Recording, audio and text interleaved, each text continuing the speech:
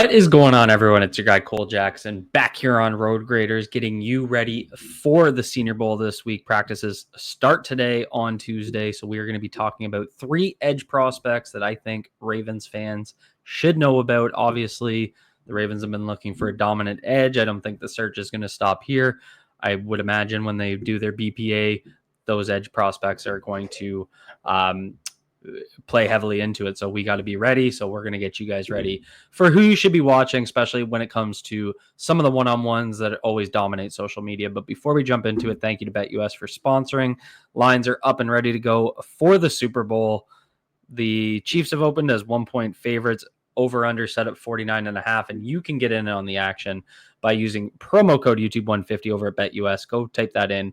More money in your pocket, bigger bets, bigger winnings for you guys. So we are going to be talking about 3 players. And also just for those of you that watched yesterday, if my video is ever lagging like that, please drop a comment so I know. I think I was on my VPN, so it was just giving us all a little bit of a problem. So my apologies to that. I know it kind of ruined the video for you guys, so sincerely apologize. So we're going to start here today with Mike Green out of Marshall. And this is a guy that I think Ravens fans are going to really, really like.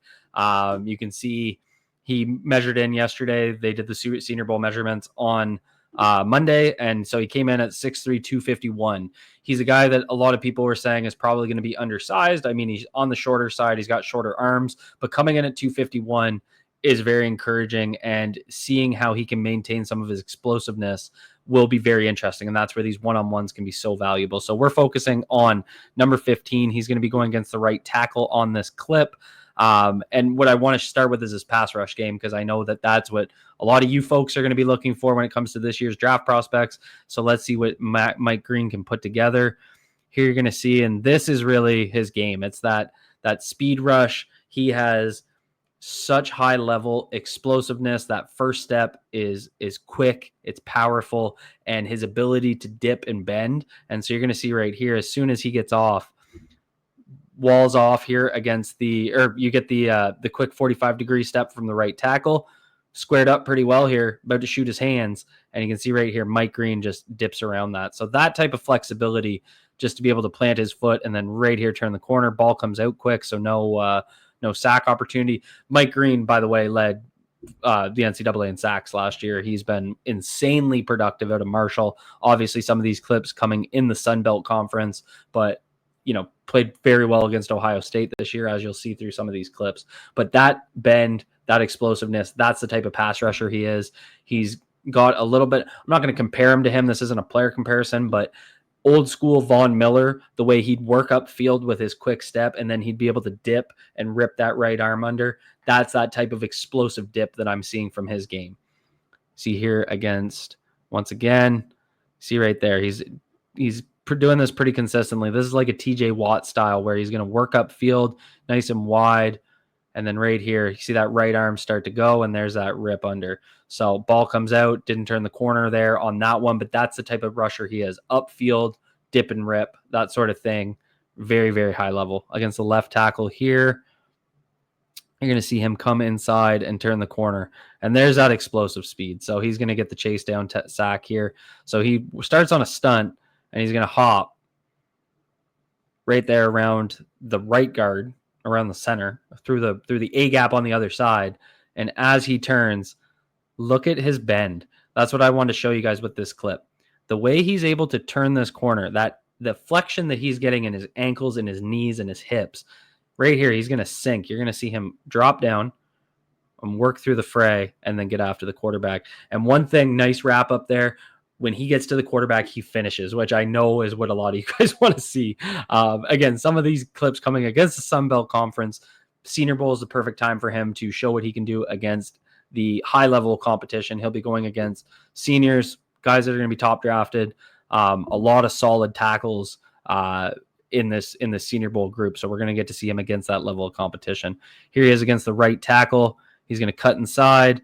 And right there's that up and over. And he's got a nice little mix in his pass rush game. He's not just like a bended speed rusher. He likes to use that up and over. I think we see it again here. Right there, he goes on the inside move. See right there and gets the sack in there. See what I mean? His tackle just right at the knee, right at the ankles.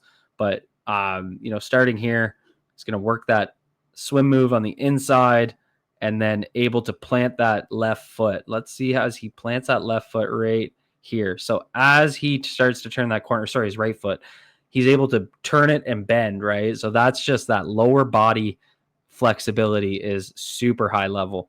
Here we are back against Ohio State, and there, look at him bend that corner and finishes.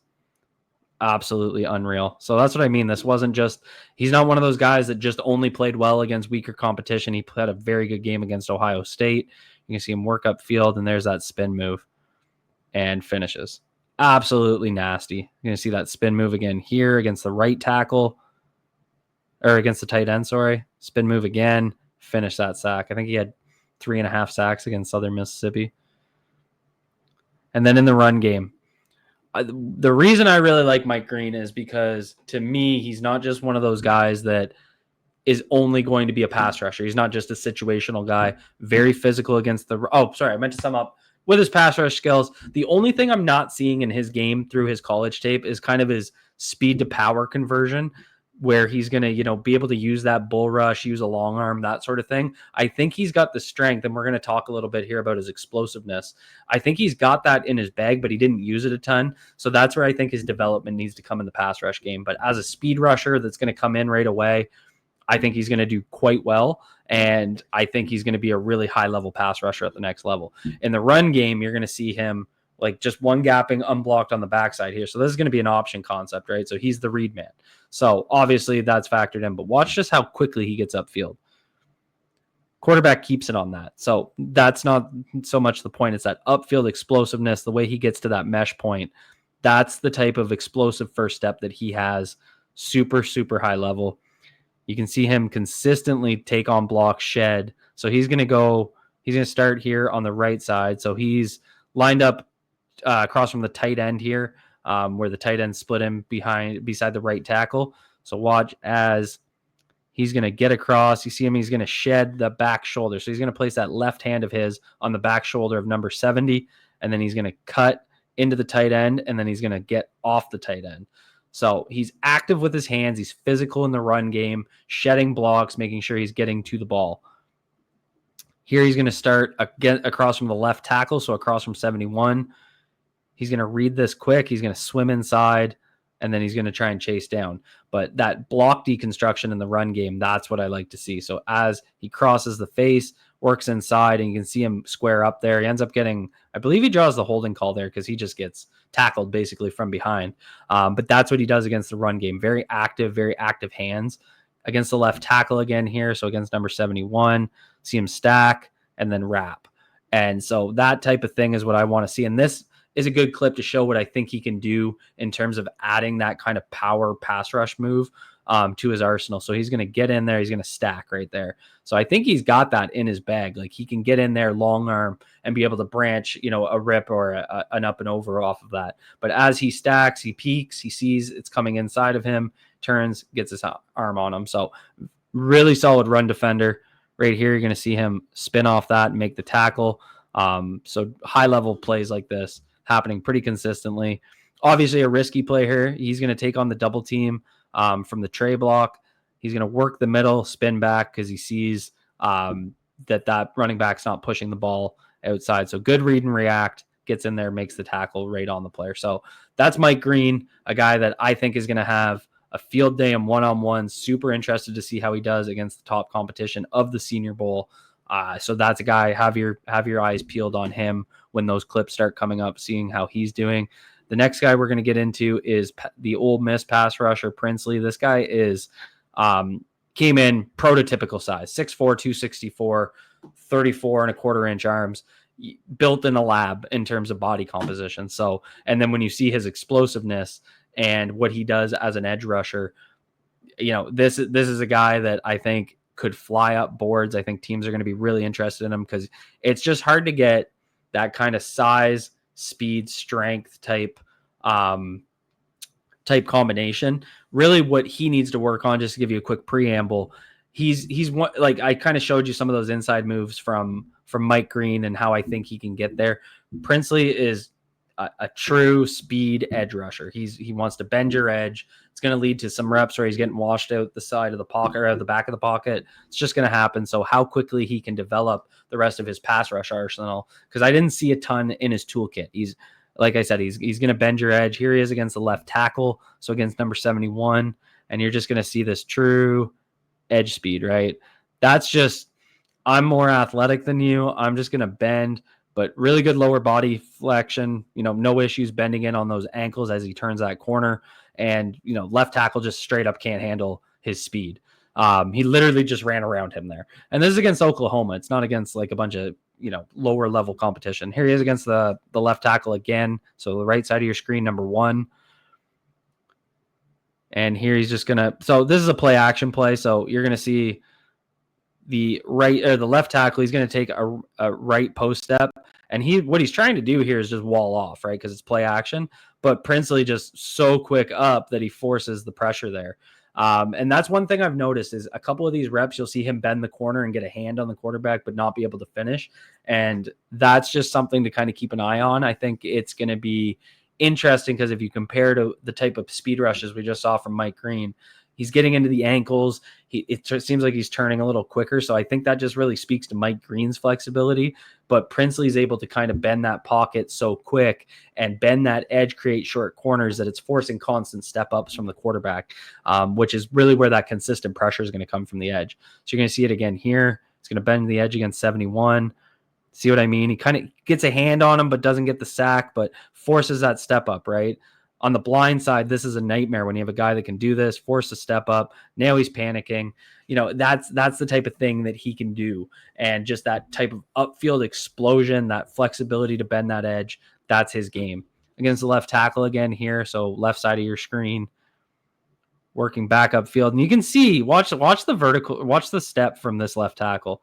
So as soon as he steps, he just is to have to turn that sideways after your first step. You can almost see him panic. Look, oh shit, like he's upfield. That is that explosiveness, and he gets in there for the sack. So this is what he can do. That first step explosiveness, that bend, and you see him be able to finish because he gets that hand in. So when he turns the corner, he's using that left rip to get under and basically push up on his arm so that it takes away the tackle's leverage to wash out the back of the pocket. Consistently doing that, super impressive, especially in this Oklahoma game. Against the right tackle this time. See again, forcing the step up of that quarterback. He's doing this consistently all game against Oklahoma. Getting around that corner, you see the right tackle seems to have a little bit more quickness than the left tackle. So you're going to see him out of his stance a lot quicker, but Princ Ley able to bend that edge. Just again, he's kind of slipping on the ankle there, but he's giving consistent pressure and forcing that step up, and that plays a mental game on that quarterback, right? So when he drops back, as soon as he gets into his second or third snap, he's thinking, "Where's Princ Ley? Do I have to step up?" Constant mind game going on there. Here he is against Georgia, right side of your screen, going against the left tackle, upfield, and you can see right there, uses a little hezzy and gets to the quarterback. So he's going to work upfield and then just kind of use that little skip step left, right, and then get after the quarterback, force fumble. Ole Miss recovers. Again, coming against Georgia. This isn't against lower level competition. I believe that's Xavier Truss. So he gets around the corner, finishes, and he just has that upfield burst and bend. You're going to see it again here. Upfield burst, bend, another sack against Georgia. So he's got that ability just to work upfield, bend the corner, create those short corners. And again, that's a pretty quick release from the left tackle. Watch. Boom. He's out. But Princ Ley just there, it makes the tackle fall over because as he bends that corner again, gets that left hand up. That's the TJ Watt special that if you guys watch the channel when I was doing the Steelers previews, that's his thing. He wants to bend that corner, use that inside hand of whatever edge he's bending to work up on that hand. Because as soon as he hits that arm up, as he's bending, if you can bend like that, it takes away all leverage. You have nowhere for the tackle to put his hands. So then he has to lean in on you. And if you can just bend and plant your foot and turn that corner, unblockable. And then he adds a little spin, another sack, 3 sacks against Georgia. How about that? So like seeing him add a little mixture into his game. So he's been working them up the field. So he's going to set them, get that tackle to turn. You can see that left foot drop back from the tackle. As he does that, boom, spin right around him, right into the quarterback. Really high level stuff. And then like seeing this, because the big thing was I didn't see a power rush game from him at all. Really didn't see a ton of inside counters either. This was pretty much the only one I could find in the games I watched. And you're going to see him get up there and convert speed to power and walk him back. So, again, it's just because a player isn't doing it a lot doesn't mean he can't. I just didn't see it a ton. So it's something to keep an eye on. Against the run, not a plus player in my opinion. But something to keep an eye on. You're going to see him get in there, and he's kind of a shoulder checker. So as the puller comes out, you're going to see him lean in and shoulder check. He's really just trying to keep the edge here. Doesn't want to lose contain. So he's going to do that. But, he's a shoulder checker a little bit too often. Here you're going to see him get washed a little bit and push back. Not a plus player against the run. Here against the tight end, a little bit of a different story. So again, here's that ability for him to get in and drive. You can see him create those hands. Or sorry, that's a wide receiver. You're going to see him get in there and push up there and drive right into the running back. But that's coming against a wide receiver. So it's really his ability to do that against tight ends, do that against tackles.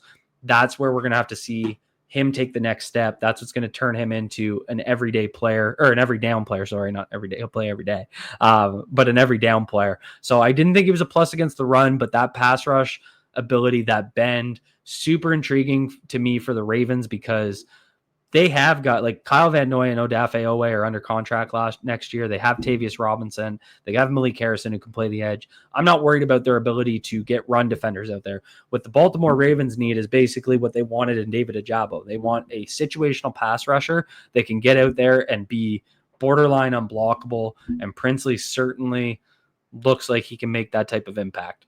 So it's going to be a super interesting week for him. Again, how he deals with power, very similar to Mike Green, will be super interesting. Last guy we're going to take a look at is the edge out of South Carolina, Kyle Canard, 6'4", 248, 33 and 3/8 arms. Good size, no issues here. I thought these guys all measured in really well. And this is another guy, throwback speed rusher.